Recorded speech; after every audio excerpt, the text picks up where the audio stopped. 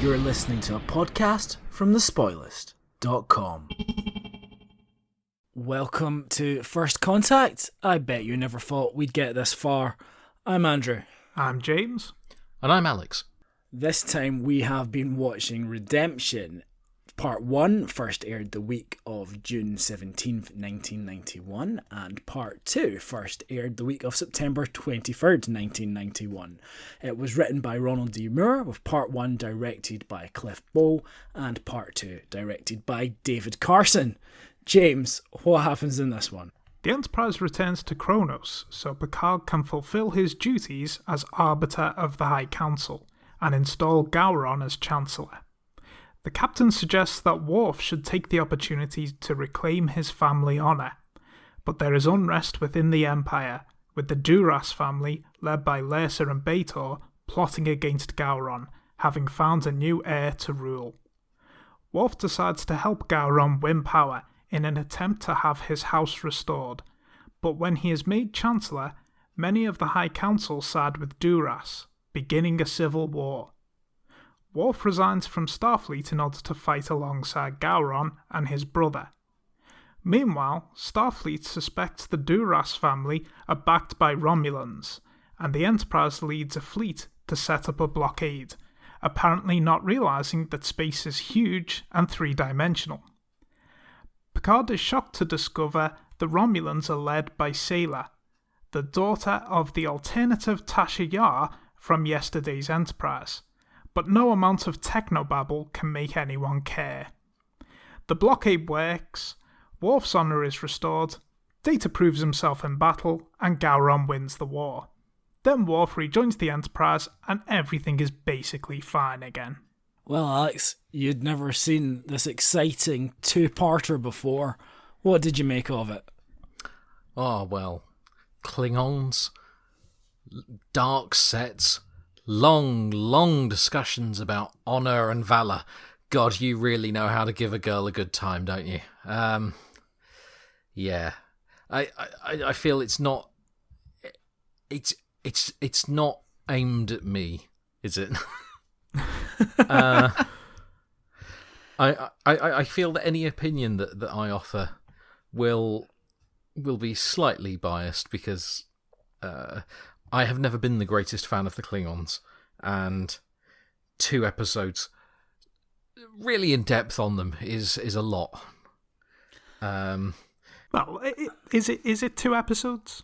Well, it picks up in the second half, so I guess in that sense it kind of is, because the first part is just all build-up, but unlike Best of Both Worlds, which built up nicely, this is just... It's like having a drama about Brexit, but the first part is entirely made up of David Davis having negotiations about fisheries, and that's all you see. But the were episodes that preceded this wasn't just a story that came up overnight. It has slightly been building up. It's true, but how long have we been working our way through this season now? More than 3 years. Yeah. So, see, the problem here is that I can't really remember any of the strands that are being built upon. The Klingon sisters, I don't really remember from this season. I remember them from the films that I watched a substantial time before looking at this season. I think this is their introduction. You mentioning that Tasha Yar's daughter is a result of yesterday's Enterprise. I had no idea that that's what that was due to. Was that mentioned in the episode? Did I miss that? I mean, I think you weren't paying attention, because that's quite... that's quite explicitly mentioned. They were talking about him coming back in time, but I just assumed that was setting something up for later. It's been a long time. They say the Enterprise C. Are you aware of the Enterprise C? Anyway, we'll get to that later.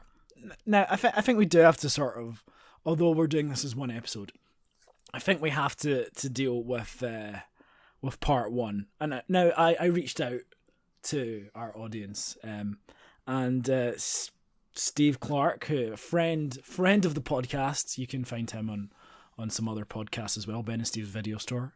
He asks, is this the most boring TNG season finale ever? And I would have to say yes. It's not the worst season finale. No, I don't think it's the worst. But it's the most boring. It's competently made. It's just not very exciting. It feels like an episode that would have fallen, a third of the way into the series? To me, it feels more like a mid-season kind of two-parter than a finale. Yeah. When you think you go back to the season 3 finale, that the best of both worlds, and obviously you cannot compete with that. But that episode, which I think works because it has so much character depth to it, because I care about the stakes. I care about Riker's career. Is he doing the wrong thing? Is the Shelby character going to shake up the entire crew? Is Picard going to remain a Borg? Is this man we respect no longer going to be with us? There's so much going on there. And a lot of the stuff that's going on here is, one, is Gowron going to become leader of the Klingon High Council? I mean, I just don't care. No. And is Worf going to restore his honour? I also don't care, because it doesn't really seem to affect Worf in any way, because Worf is kind of this stoic character. So, and also, Worf's relationships, Worf's brother, I don't care about Worf's brother either. So you've got all this stuff going on, and you've got quite a lot of drawn out ceremonial politics and discussions, and it's just all of these things don't seem to have any other level to them. They don't seem to be about anything. They're neither an allegory for something. A great Klingon story would be Star Trek 6, which is, it's the end of the Cold War. What is this? It's not, it doesn't even feel like elevated like some other Klingon episodes to sort of Shakespearean drama. It's just stuff happening, especially in part 1. I think that's a good point as well. The whole thing about restoring Worf's honour, I mean, that's come up so many times in the lead up to this, but it's never really felt like, I mean, clearly it's set up that it's a big deal to the character, but it's never really changed anything for the character other than his interaction with other Klingons.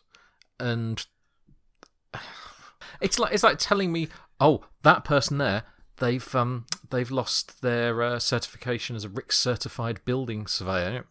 All right, fine. I don't imagine it's going to affect him going home and eating tea. It's...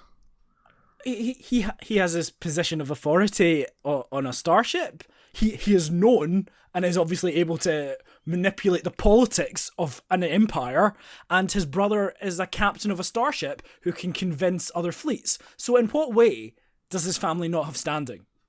That is one element that I was wondering about. Why is his brother allowed to be a captain of a starship if he has no honour? Didn't they say that it was hidden that he was his brother, or something along those lines, or his parentage was hidden? That was it, yeah. I wasn't sure if that was... Because there's a Deep Space Nine episode where something happens. Yeah, that's because the Worf's family's lost its honour again, isn't it? I mean, I sort of expected that would be a bigger thing, that it would then later be revealed of, oh no, he's actually Worf's brother. But no. It really was just a throwaway line as a means of excusing a plot hole. Well, it's not even a plot hole. It's just it's more like a magic door in the script to avoid having to deal with something. That's a better way of describing it. I think there's also a problem that it feels very like a TV show, which isn't a criticism that we should throw around because it is a TV show, but you've got this map painting that you zoom in on two different bits of throughout the episode. We've seen that quite a few times now, haven't we, that map painting? Yeah, and you've got the there's one room on Kronos which you go into, and like as well actually it starts to feel quite small in terms of the models, I think, for the first time. Like, both part 1 and part 2. But part 1, it's like, oh, there's a civil war. And it's like, now suddenly they're having an extremely shonky space battle with ships that were used in the motion picture. And you just think, oh, God, is this really the best we can do for a season finale? I appreciate, again, we didn't get to see Wolf 359, but we got to see some good beat-up models. This just felt very like, here's some static ships shooting at each other in orbit, and then the Enterprise is flying away. It felt very small at times. It felt like it was stretched beyond the limit of its budget, and we still weren't seeing anything particularly impressive. Don't get me wrong, it gets better in part 2. I feel that some of those complaints are definitely eased in part 2. But I think the point where it's a crime that it is like that is clearly part 1, because that's your season finale. It doesn't feel. I was going to say it doesn't feel like a finale. Bits of it do, but they're somewhat disparate. I guess the only thing that the finale actually leaves the audience with is, why is Tasha Yar there? That is absolutely a problem. Because it's not really a cliffhanger. It's a tacked on cliffhanger. If you ended that episode with, okay, Gowron's been installed as Chancellor, Worf has resigned from Starfleet to fight by his side, and you think, okay, well that's a new status quo. That's fine. It's sort of ended. He's gone. He's doing that. He's got his really nice boots. Great. And then it's, oh, Tasha Yar steps out of the shadows, and it's just like, what? Oh, I don't care. Because it's not really. Obviously, you've had the Romulan stuff up to that point, but it just feels so tacked on, and it's like, again, I do not care.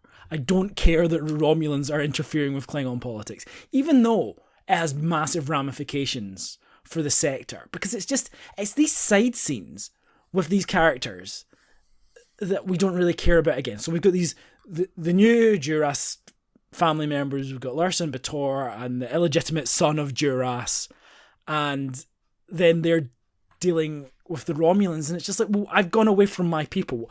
I don't have a point of view character here. So what am I invested in? It's just villains sort of maniacally making crazy protestations. So it feels like you don't have a way into that, and then there's a side plot to that which you're also meant to care about. And I guess the reason you're meant to care about that is because ultimately it's Denise Crosby in a bad wig. But we'll get to that in a minute. I mean, because there's Worf stuff to talk about. But there is. Oh yeah. But I want to. So I guess the stuff in part 1 is the character stuff. Is Worf doesn't really want to do anything about his situation, but Picard says, maybe you should try and get your honor back. And he goes, well, I can wait. And okay, fine. He's not about honor at this point. Fine, good of the Empire and all that. And then he has this conversation with Guinan. Can anyone explain this to me? Where Guinan comes into a shooting range, says, I'm better at shooting than you. Maybe you should find out what it means to be Klingon. What are we meant to take away from that? Can anyone explain Guinan's cryptic advice to me? No. I was wondering that. It just seemed to largely be about making him trying to laugh. Well, it's something about him being distracted by outside forces, isn't it? That's the point she's trying to make. Imagine having that be your work colleague. Imagine that you just do basic data entry. You work inputting invoices for food suppliers for running a restaurant, and you just want a report to know if you've got enough money in the bank to pay your latest set of invoices. Guinan, have we got 20 grand? We've got about 19 grand's worth of invoices. Have we got 20 grand to cover it?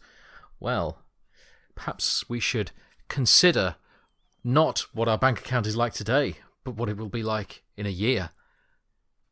No, just tell me now. I guess then you have the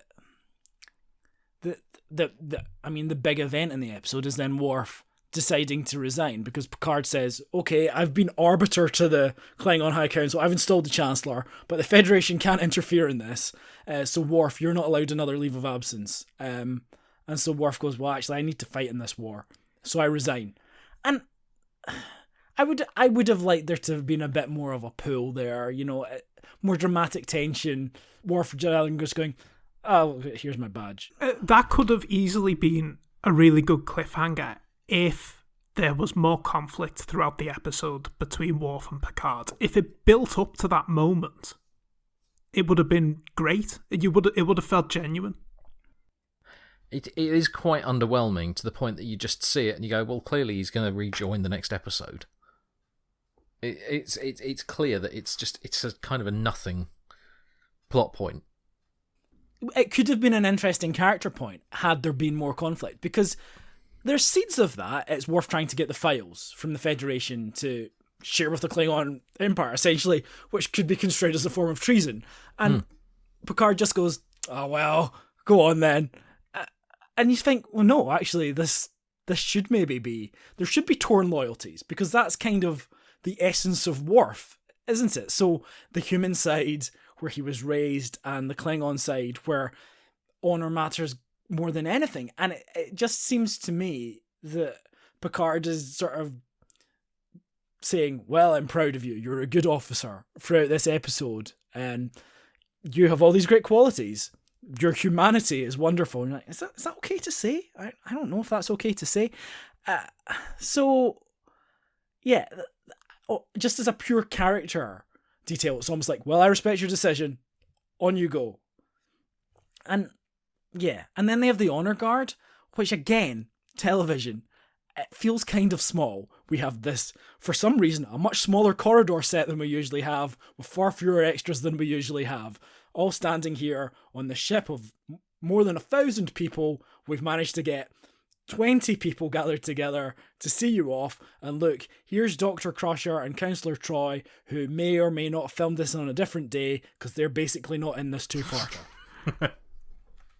Is it giving the episode too much credit to say that maybe Picard's kind of heel turn to Worf is on purpose to make him resign and join the Klingons? I don't know. What would his agenda be there?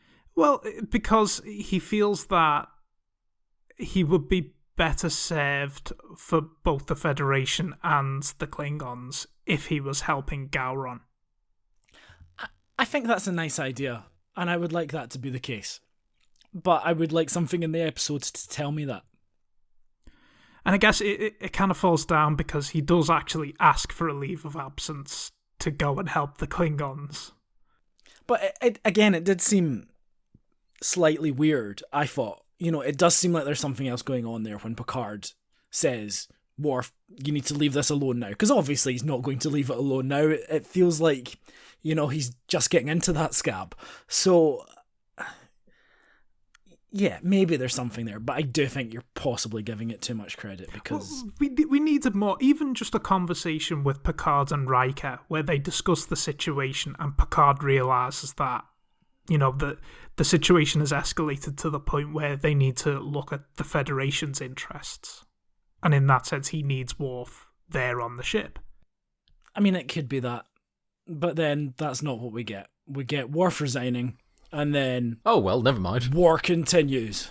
Yeah, oh, well, never mind. Who's going to be head of security? Goodbye. I'm sure I'll see you in probably another episode's time. I'm sure it won't have any long-standing repercussions.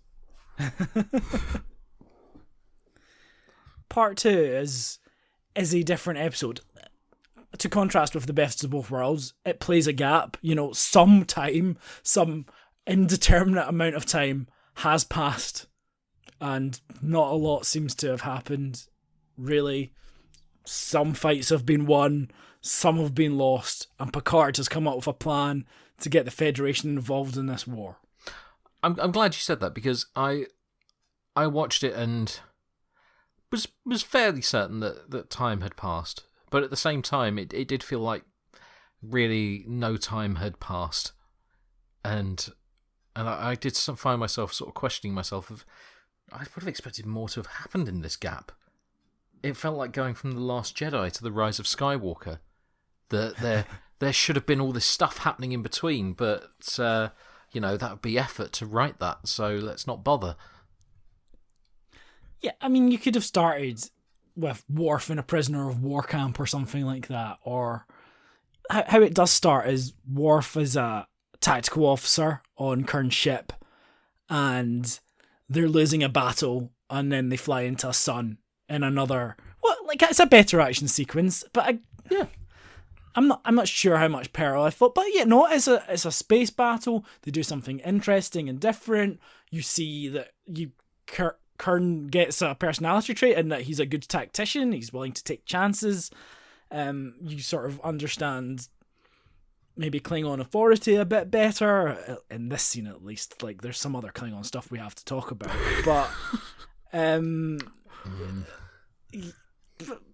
but sure, fine. There's a Klingon war being waged in space, and some things are happening. Okay, like it's more action takes place in that sequence than did in all of part one.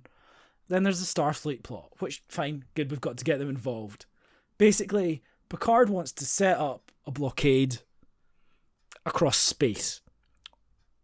All of space. Now, to be fair, I know, in the synopsis, we did slag off this blockade, but when you see the diagram of it, it kind of makes sense. They spread the ships out far enough that the Romulans can't go around them. They can only go through. It would take them too much time, and they need the supplies soon. So the only way is to go through. I mean, yes, it's fine. It's just don't question it. No, don't question it. It's fine. It's a plot. It's a perfectly legitimate Star Trek-y naval scenario type plot. We are going to set a blockade to stop the Romulans getting the supplies there on time. And the scales in space we are talking about are obviously huge.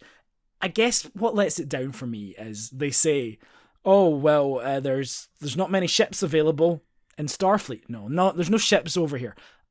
Okay, fine. There's no ships over there. You can get some of these broken down ones, and it's just like you get that model shot, and it's like, the Enterprise and the edge of the Excelsior model just toddling off to, and maybe the Reliant as well, just going off to space to stop the Romulans, and then all we see of this battle, it's not a battle, of this entire thing is like, again, little Star Trek logos on a screen. And when we've had that fairly recently,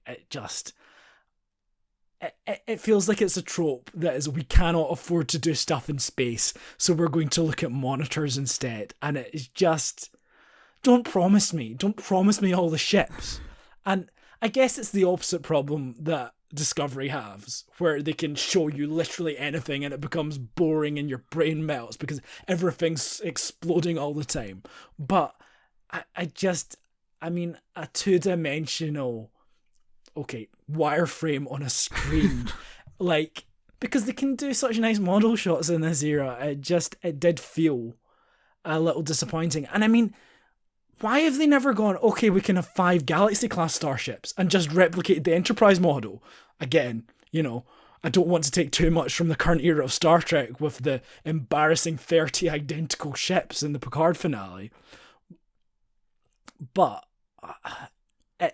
it does again.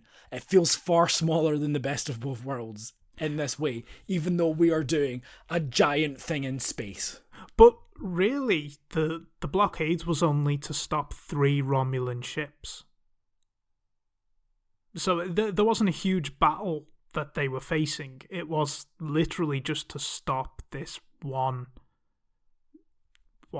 little tiny backup that Leysa and B'Etor needed. Would that have made a difference in the war? 3 ships? Or is it because they're cloaked? Is it because they're hidden? I mean, Klingons have cloaks. They were attacking Kronos, so they were presumably close to overthrowing the Empire. So maybe those 3 ships would have made a difference. And of course, we know that there's trouble on Kronos because someone has set the map painting on fire. They're just sick of seeing it at this point. Burn it. They'll have to paint a new one. Next episode comes in with a childishly drawn picture in crayons. Get one of the ones from the Crystalline Entity, that'll do. Wouldn't it be great if the Crystalline Entity comes back in season 5? That would be great. Oh, you're shitting me, surely. No. They can't be that desperate. They can do different things with elements that have been established. They can be that desperate. Oh my god. But so the big arc in this is, I guess, Data. Data wants to prove himself in the field. He's got 26 years experience in Starfleet, and he wants to go out there, and Picard is reluctant to assign him because he's racist, and then he goes on a ship and experiences even more racism from his potential first officer, but then he pulls a Kirk maneuver and wins the respect of him. I mean, again, I think this is more of an arc than Worf goes through in this episode, but it's kind of it's better than the stuff in theory. Like for Data, I guess, shows a certain element of him, his intelligence, also his willingness to not just follow orders because he sees an opportunity. Sort of interesting, but also kind of let's fill some time with a random Data plot. Yeah, it did feel kind of out of nowhere, didn't it? I don't really understand what it didn't really tie into anything. No, it doesn't even feel like there's a theme here, does there? Is it? No. He won honor. Maybe there's an element in the disobeying orders and Worf resigning his commission. But I mean, that's kind of pushing it. Or could you say it's about doing things your own way and not having to follow any straight line? Because that's Worf's big revelation at the end. It's like, I'm not going to follow the Klingon way. I will do things my own way. And is that what Data's doing? Which isn't great in a military structure, really. I mean, maybe you could make that argument, but I mean, really only if those two plots ever in any way converged. But they really don't. It does just feel like space filler.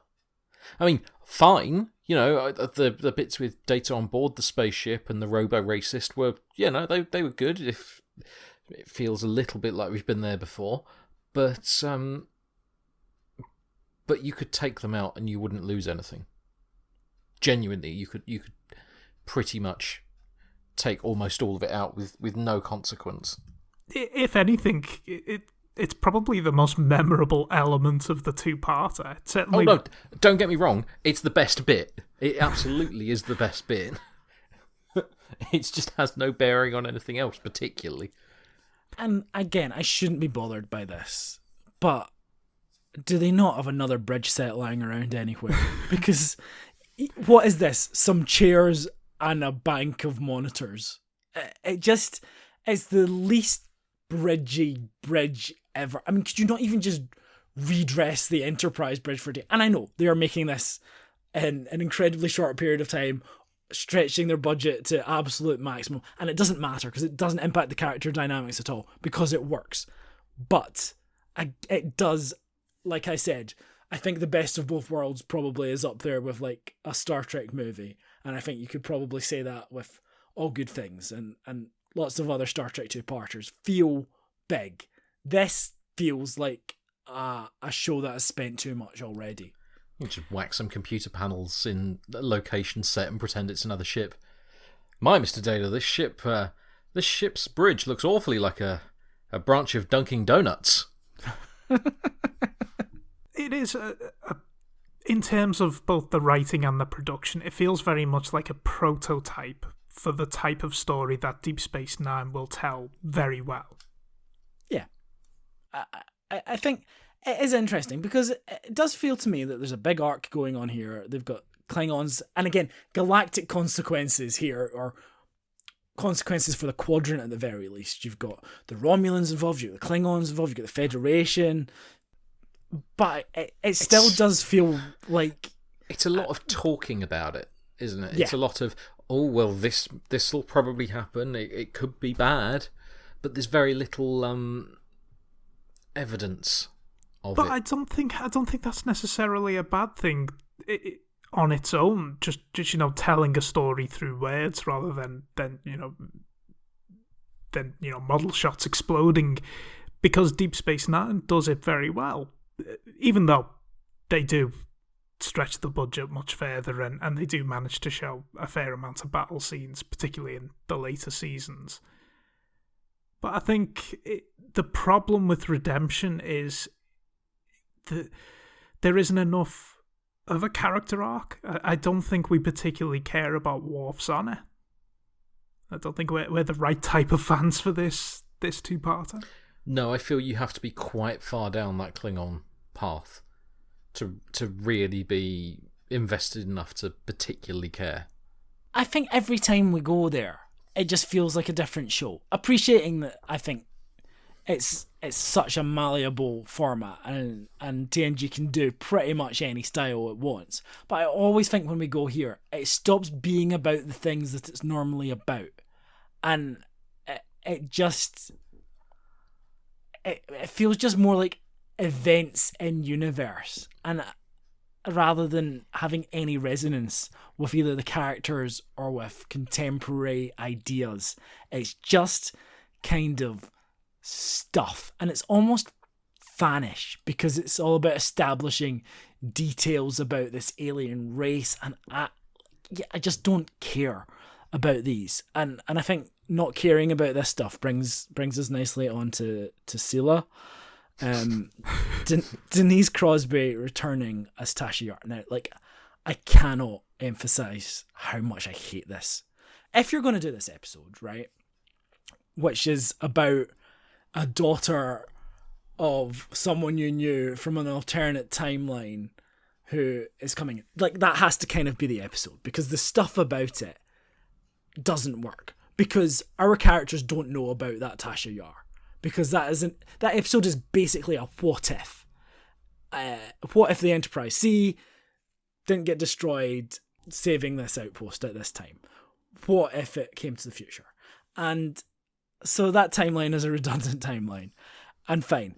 But that episode itself was important because it gave Tasha Yar the ending, not necessarily that she deserved, but it gave her a much better ending. It gave her a character, it gave her a romance, and it gave her some honour, if you want to talk about that, in that she went down with the ship and she did something important with her life because she saved the Federation from ending up in war. It was meaningful in a way that being destroyed by a tar monster wasn't. And I get that was kind of the point, but I thought that was a great ending until they go, oh no, you've gone back to be raped by a Romulan and then executed trying to save your child, and that's a terrible ending. And your child is the one that gave you up. So bearing in mind it's been some considerable time since we covered yesterday's Enterprise, explain to me the setup here, because I'm slightly lost. So the Enterprise C came forward in time, and because it didn't rescue the Klingon outpost from the Romulans, the Klingons are at war with the Federation. Tasha Yar ends up joining the Enterprise C's crew to go back in time because they were damaged in a Klingon attack and they lost some of their crew. So Tasha Yar and the crew of the Enterprise C go back in time to save that Klingon outpost. The events of Redemption explain that when the Enterprise C goes back in time, they're caught by Romulans and taken to Romulus, and Tasha Yar is raped and impregnated by a Romulan commander who took to her. Right. Yeah, if you don't remember the plot of yesterday's Enterprise, this is entirely confusing. So And that's, you have this Guinan plot, because Guinan in yesterday's Enterprise, which you may or may not remember, she was the one who sensed that there was something wrong with time, but she couldn't quite explain what it was. And she said, I don't know you, Tasha Yar. I hadn't been contracted on this show by that point. So... And she knew somehow that she died an empty death. Yes, because she knows things, because she's good for plot stuff. So she comes to Picard and basically says, hey, you don't remember yesterday's Enterprise, but an alternate version of you from a timeline which never took place sent Tasha Yar back, and this is your fault. And Picard goes, what? And then Sela comes over to the ship and he goes, it said you might have been on the Enterprise C. And she goes, well, you can buy the VHS now if you want to go back and watch that. And it's all this exposition for what? Because I'm the bad guy now. I'm the Romulan bad guy now. And like, Denise Crosby came up with this idea because, you know, who Actors doesn't love like to work. Well, no, Yeah. she didn't come up with the idea of being a Romulan bad guy. No, she Came came up with up. the idea of being paid to act. Well, she came up with the idea, essentially, that maybe Tasha Yar was pregnant because she'd fallen in love with Lieutenant Castillo, who was on the Enterprise C, and maybe she has a baby clone of herself, and there's a young person who looks like Tasha, who's Tasha's daughter, so Denise Crosby can come back at any point just to play her own daughter. That is But very they much were desperate measures to get back in the show, isn't it? How do you want him to come back? You're dead. Daughter, clone, pick one. It feels like fan fiction to me. It really is. Let's fill in this gap that does not need to be filled in, and it's really naff. Here's a quote from Ron Moore. It was tough to write, and I knew it would be confusing, and that, in essence, is the difficult of doing continuity in the show. It's fun and gives the sense of being a real place, but you have to explain it to the people who haven't seen all the other episodes. It was not an easy explanation. That all came from Denise. She came up with the concept, which I rolled my eyes at first I heard, but as we started to get into the story on Redemption 2, I needed some sort of Romulan thing to happen this time, since we kept saying they were doing this stuff. It just seemed natural. It fit, and we did it. I'm not convinced by that particular quote from the writer there. It seems like, you know, it's a stunt, and I don't think it's a successful stunt, because the episode's not about that. You don't have time to fit in that explanation in a satisfying way. I don't think there is a satisfying way to do that, but maybe you could if you had an episode to deal with it. And then ultimately, she's just kind of there, and no offense to Denise Crosby, I don't think she's very good in this, being the Romulan bad person. She's just not very convincing, and it just all falls flat, and it's a lot of chat for something that doesn't really have any consequence in the overall episode. It's difficult to add much more to that, because there isn't much more to it. Let's be perfectly honest. It's always the problem of having your primary antagonist be in the back room, and unless you're Peter Cushing in Star Wars, it's never going to be that. Oh, actually, no, that's a service to that film, because even then, Peter Cushing has more involvement in torturing the main cast.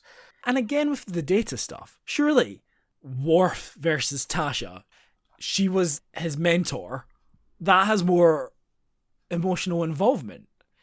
What if they were actually having some kind of hand-to-hand combat, and it's like he can't kill her because she has the face of someone who meant something to him?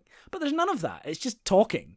And I like talking. I like Star Trek Next Generation talking, but sometimes it doesn't serve the episode well because it's not good talking. But yeah, that's enough of that. Like, let's talk about Worf and Klingons. So apparently Klingons have sort of leisure centers where they go and just punch each other in the face. That to me, that genuinely looked like a parody of Klingons in some kind of sketch show. Like, here's the Klingon bar where they're just headbutting each other and punching each other, and Worf isn't having a good time because he thinks these guys are all idiots. Well, they are all idiots. Did you see the people arm wrestling Yeah, with a knife. with a knife on both sides. Yeah, they're idiots. I mean, to be fair, I have been in drinking establishments like that in Kent. That sounds like the most middle class thing anyone's ever said. Well, you think that, but about half of Kent, where I'm from, it is like that, and the other half is dog rough. I feel like we're meant to think Klingon society functions on honor. They're always talking about honor, and yet this is our example of it. And how does the chain of command work when they're all basically just idiot pirates? Like, I don't understand their society. How do they have technology? How do they have weapons? How are they as advanced, if not more advanced, than the Federation in some ways? It feels like such nonsense. You say idiot pirates, but the thing that always comes to my mind in scenes like this is sort of douchey game bros on an online MMO. And it's that weird sort of fetishization of, well, I mean, let's be honest, overly masculine tendencies, and it's just like, I don't know. I find it very alienating. And actually, that's a good thing to bring up, the over-masculine elements, because we've seen Klingon ships before, and women are just as much a part of it previously, but now we jump to this episode, and apart from Lisa and Beta, do we even see any other female Klingons? And it's mentioned that they can't have a female Klingon be Chancellor, even though there was a female Chancellor previously. I guess politics can change and societies can become more right-wing. But I mean, I'm thinking about even a few episodes ago, the episode where Riker joins a Klingon ship, it seemed different to this. It didn't seem as drastic. I guess there's a lot here they're trying to establish. Worf does not fit in with other Klingons. And that was some of the Guinan stuff in the first episode. To be fair, I like the things that, Klingons laugh. You do not laugh. And I like that because it's sort of, Worf seems very stern serving on board an Earth starship. But that's not because he's Klingon. That's because he's Worf. Whereas other Klingons are fun. Can I just say that Phil Farron takes issue with that suggestion that Worf doesn't laugh? I'm just saying it now because it's not worth bringing up later. But just know, he disputes that claim. Yeah. So Worf gets beaten up and kidnapped fairly easily. Again, I think so much of this episode is in the execution, because that just seemed, oh right, okay, Worf is rubbish, and Worf goes from being, Worf gets beaten up all the time to kind of being the best warrior, and he's Bat'leth champion and things like that, and okay, but it just felt so undramatic. That's how he gets kidnapped. He's in a pub, and he just gets dragged off. I'm not trying to sort of go down a bloodthirsty let's behead a baby line of things, because we know where that can go. But I can't help but feel with Klingon episodes like this that sometimes, to get across what they are saying about that society, that maybe there should be a bit more death. I don't know. It's suggested that a lack of honour is worse than dying, so you'd rather die, and then they're having these arm wrestles over a knife and punching each other in the face, and I just wonder if scenes like we're talking about here would be interesting, or at least marginally more interesting, if there was a bit more sort of bloodthirstiness to feel like it was a struggle, maybe? I don't know. For a race that's so big on fighting, there's remarkably little consequence of it, is I think my point. So that you end up with him, just being dragged off. Oh well, I guess I'm kidnapped now. With not enough kickback against that, to my mind, anyway. So if you want the Klingons to be more violent to match their reputation, would you agree with Ronald D. Moore's original suggestion that Worf does actually kill Toral at the end? Oh God, no. Rick Berman and Ronald D. Moore had a blazing argument about it, and Ronald D. Moore eventually said that Rick Berman was right, and they couldn't have Worf killing a basically child at the end. Don't get me wrong, the kid is friggin' annoying. I mean, possibly the most annoying child that this series has had to this point, and that's saying something. But no, I don't want to see Worf kill a kid or anyone. To be honest, what I want to see is follow through on what they say of that society, that death is almost an inevitability of service, and Worf to rise above it. That's, I think, what I want to see. But the thing is, Worf doesn't rise above it. I mean, this is a guy who's known for the catchphrase, "Perhaps today is a good day to die." Yeah, but I always take it that he's just grandstanding and would never actually do it. I think he would die for honour. He does believe in honour. Yeah, well, I believe in certain contexts, but not, say, over a arm wrestle in a bar. No, I think he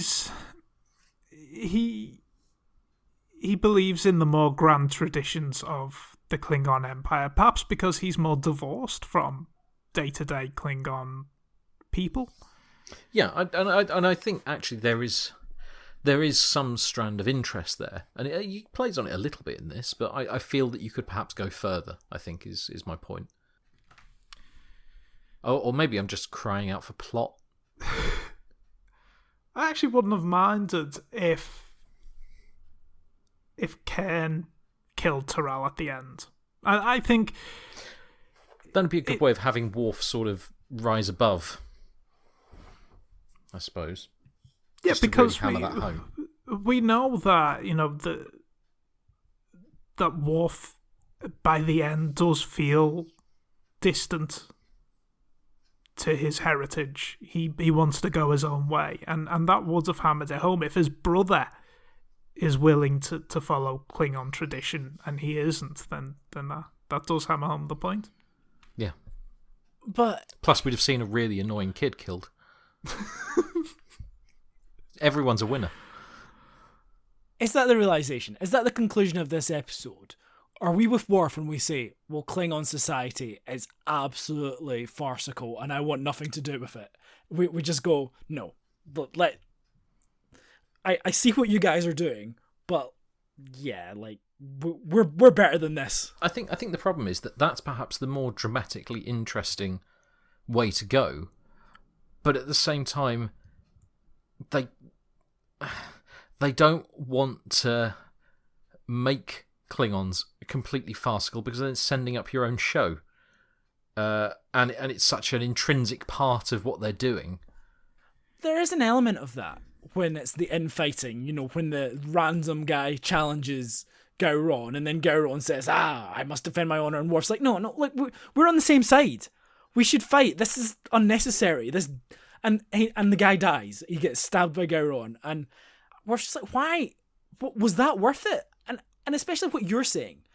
Death is part of their life. Death is a great thing to happen to someone, apparently.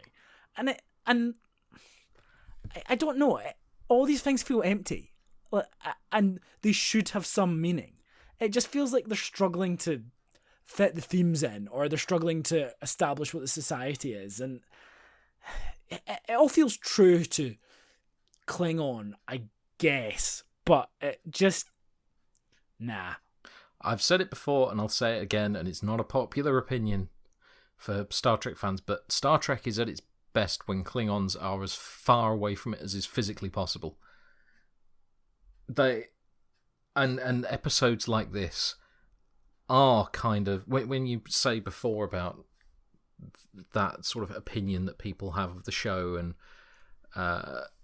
would parody. It is this. Let's be honest, and we know it can be better than this. Well, I mean, the headbutting Klingons just makes me think of the Lows in the Red Dwarf episodes, Angels and Demons. That was it. Yeah, I was trying to work out. I've seen people doing this before. What is it? And it's in a sitcom. Yeah. Which may very well have copied this episode, because this aired roughly the same time that Red Dwarf would have been recording. Yeah. And we know that Rob Grant got tapes sent over from America. The end, I guess, the blockade succeeds. Worf is rescued. Data does a thing involving a scanner. And then Gowron's established and they go, Worf, do you want to come back on the ship and we'll have some more adventures? And then that's the end? Is that what happens? It's sort of like, how can we put all the pieces back together how they were before any of this started? It's no Best of Both Worlds, where the equilibrium is restored, but you have that sense at the end of, but things are back to normal, but the characters are affected. I mean, don't get me wrong, Best of Both Worlds Part 2 has myriad problems, but the way that concludes with putting all the pieces back together, but that sense that this hasn't gone away, works. Whereas this, I'm sure that bits of it probably come. I have no idea, but I assume bits of this come back. I mean, I know at least the sisters come back later on because I've seen them in the films, but there's nothing at the end of this that makes me think, well, there's a strand to pick up on later. Do you not want to see more of Tasha Yar's daughter? Oh God, I forgot about that. No, she doesn't die. She No, doesn't I die. don't. She just goes back to Romulus.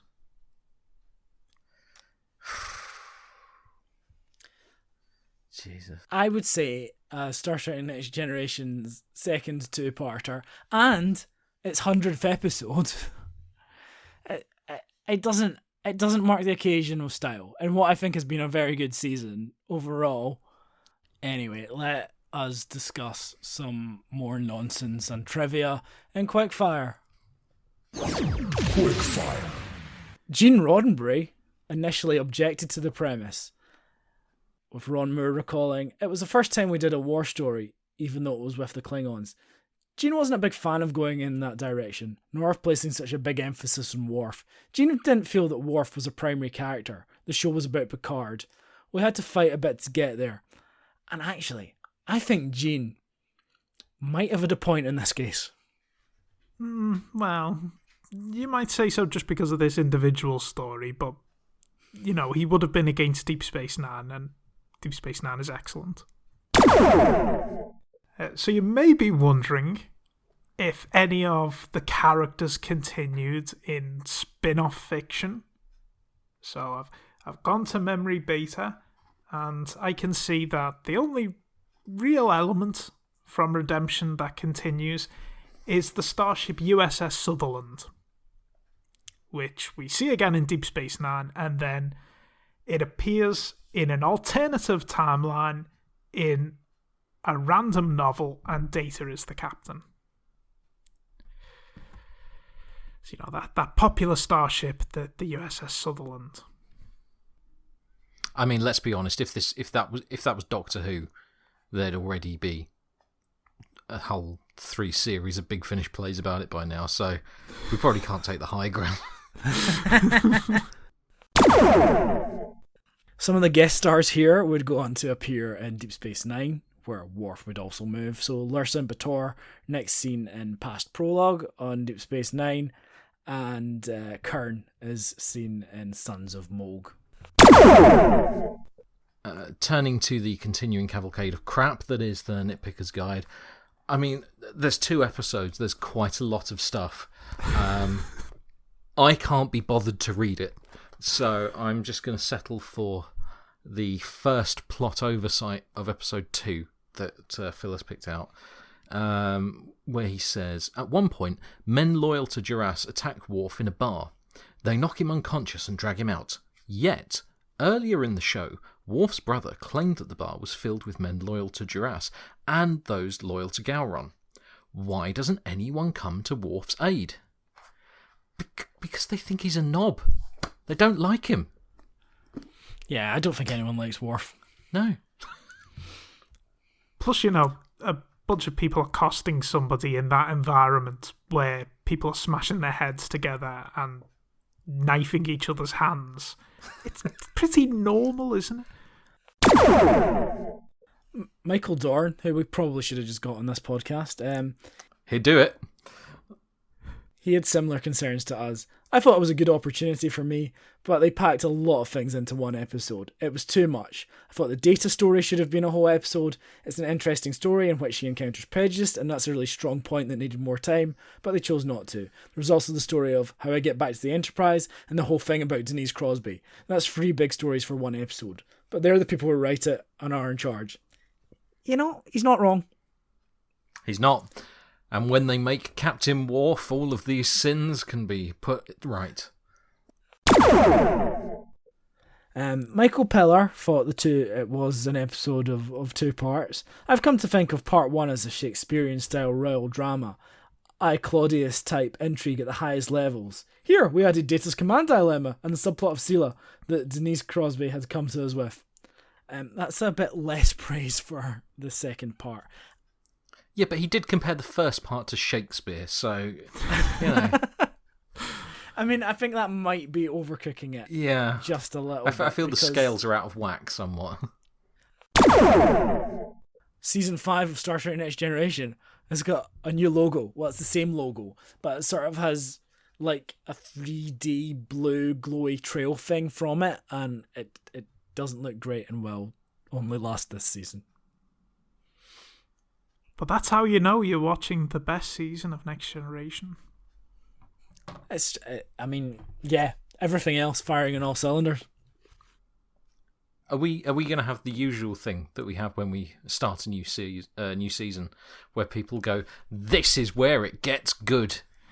To be fair, I think me and Andrew are more of the opinion that season 4 is where it gets really good. Most people say 2 or 3. Yeah, no, I would agree with you that 4 had a noticeable upturn on the previous 3.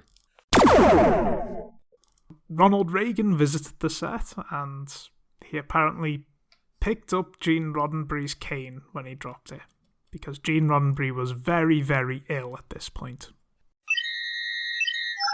Well, that is one season done, and another started as a special bonus. We will be back again soon with You Must Remember This, where we're going to look back, not very much, on season 4, and then we will be back talking about Darmok. So I hope you will join us for continuing voyages. But for now, goodbye. Goodbye. Goodbye.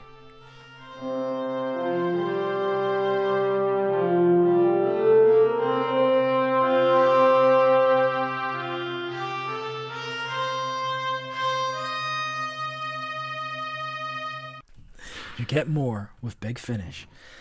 More shite. Big Finish. We love stories. Especially when there's lots of them. And you have to buy multiple different series to understand a single one of them.